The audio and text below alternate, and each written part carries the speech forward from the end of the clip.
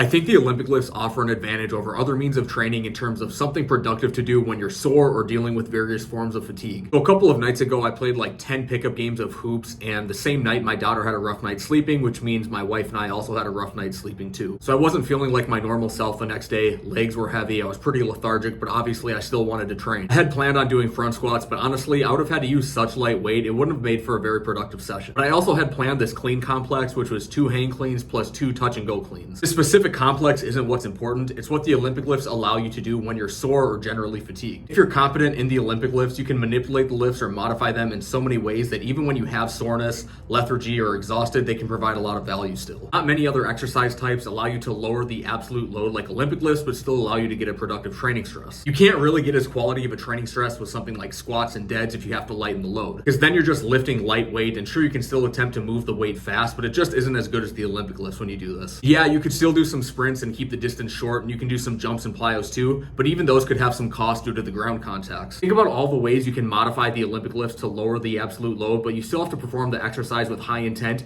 even though the demand for high outputs is lower. For example, you can just do powers for every rep. This not only lightens the load, but it involves less range of motion of the knees and hips. Awesome way to modify when you have sore quads. You can do reps from blocks. Awesome way to modify when you have a sore lower back. Do various higher rep complexes. Now you're more limited by things like grip strength and conditioning, for lack of a better term. Doing Olympic lifts while you're sore likely isn't going to add fuel to the fire in terms of soreness. You're not going to be more sore the next day after doing Olympic lifts, partly because the load is a lot lighter, but also because they require fast muscle actions. So the total time contracting under loads isn't very long either, both eccentrically and concentrically. The time under tension is low. So anyways, if you're feeling sore or fatigued and you feel like you're not going to get much out of your scheduled lifts, you can always do Olympic lifts and still get a productive training session out of it. That's just my 2 cents and kind of another reason that you can chalk up to why I think the Olympic lifts are valuable. So that's all I have for this video. Thanks for watching. I'll see you next time.